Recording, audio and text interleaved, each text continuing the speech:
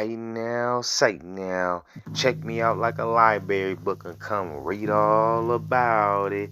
Hear ye, hear me as I chop game on this Yana Diggy Wiggy giant shit, man. You know what I'm talking about? Two-headed giant shit, man. Three-headed giants, man. Hey, man, let's get off into this stuff, man. I haven't been out to this particular site since probably 2018, I think. So it's been a minute, and I'm pretty sure that there is a glyph here that shows an image with 6 fingers or toes, one or the other. So we're gonna have a look. Shout out to him though, man, because I don't see none of you ninjas out here hunting for 6 fingers, man. You know what I'm talking about? He doing the groundwork though, man. Hey, man, shout out to bro, man. Cuz out, man. Just have to remember how to find it. Now, this isn't exactly a secret place, but I don't believe it's a well-known place either. And just out of respect, I'm not going to disclose its location. There's no trail or anything to the petroglyphs. You just kind of meander yourself to the cliffs, and then hopefully you've got it figured out.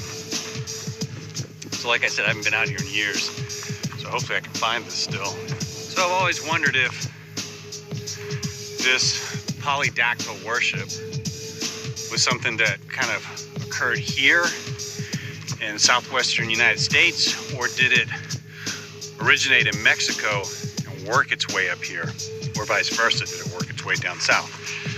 You know, lots of questions, lots and lots and lots of questions of what was happening out here in prehistoric North America. And after spending quite a bit of time in Mexico, visiting lots of sites, I spent like years photographing sites from Copan, Honduras, all the way to Teotihuacan.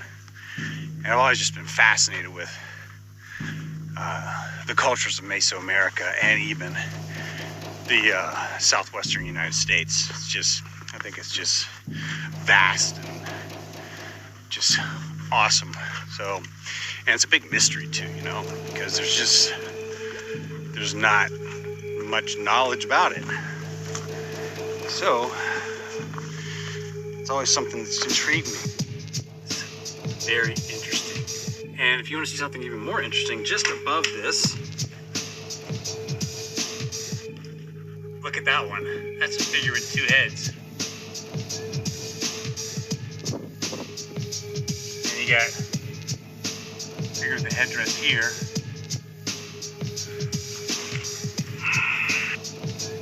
Now, let me just say, before you assume any answers, you gotta ask the important questions, like, what was the intentions of the indigenous people etching a 2-headed giant in stone? What would be their motive for putting down the wall? Is it just fanciful imagination? Or does it reflect an actual historical character, person? Something that they went through. Okay, so besides all that, you know, y'all gonna ask, is there any evidence of it? Well, there actually is. Cap Dwa, one of the most known giants, 2-headed giants, polycephalic giant, multiple heads. Allegedly, this is actually in an actual museum. There's a whole story behind it with colonizers coming to South America into the tip going towards Patagonia, and they saw a race of giant people, right? But now, what I do find ironic is that when you look into these Patagonian giants, they were said to have exceeded at least double normal human height, with some accounts giving heights of 13 to 15 feet. Watch my last videos and my other videos where I'm making a argument about All of our oral traditions are saying we were twice the size of the average Indian.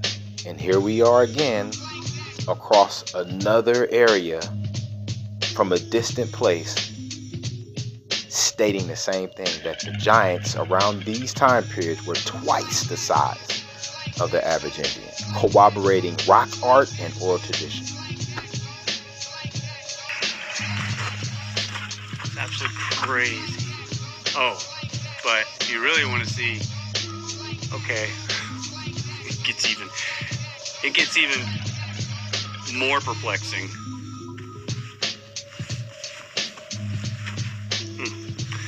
My balance here. Whoa. Check out that one. There's a figure with 3 heads. And 6 fingers. Okay, if you look at this very closely, I'm trying not to touch anything here. 6 fingers. 3 heads. 6 fingers.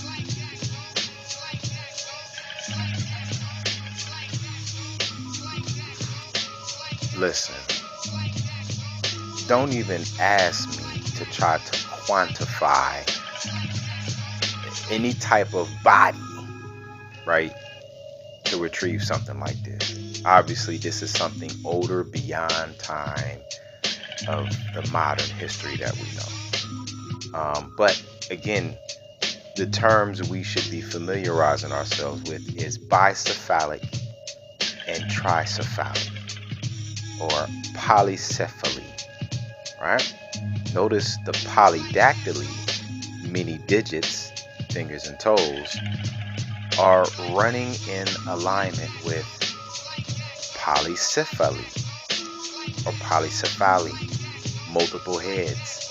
Again, I might be one of the first people in the cyber matrix to contend vehemently that in our earlier forms we had multiple digits going up to 8 and possibly more, and we had multiple heads, and we were giant, so giant that we look like insects, which should teach you about fractality.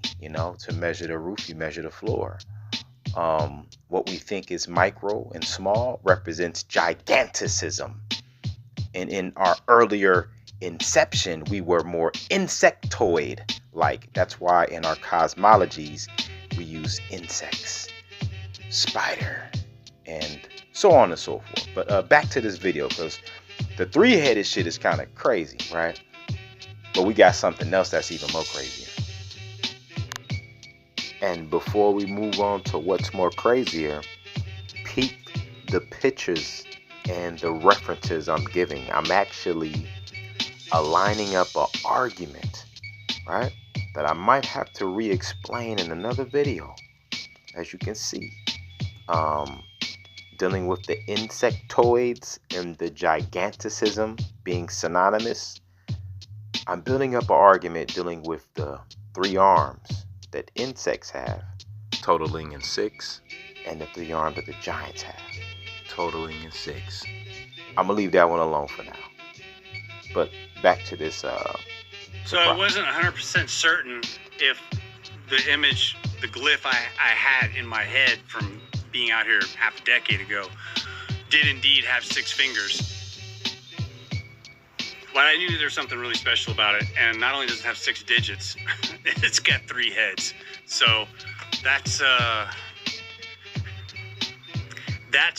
example of polydactyly. So right there, you have a giant image. Well, not giant. It's a big image, and it's an example of polydactyl worship. Why would this be here? And there's great detail, exceptional detail on that hand displaying 6 fingers. not only does it have 6 fingers, it's got 3 heads. So, what does that mean? What's going on here? I mean, if you want to think about something, think about what to make of that. That's just absolutely completely trippy, and it's ancient. It's ancient because it's weathered the same way the rest of this panel is. So it wasn't put here after these glyphs. It was created during the same time, and this is all just it's ancient, and the whole wall is covered. It's just incredible. So moving on from that panel here and this panel that has the image, it's just incredible. So moving on from that panel here and this panel that has the image of the polydactyl figure, we're gonna move over to this. Look at this. Now let's see if you can spot this though. Pay close attention. Now this has fared much better weathering wise because it's got some cover here. It's got that blocking wind and weather. And imagine sun's gonna come down. This is gonna catch sunset. So this catches the setting sun. It's incredible. You can see this hasn't weathered near as much as down here where this is just completely weathered off, which has a little more exposure down here. And then up here it's just, I mean, look at this.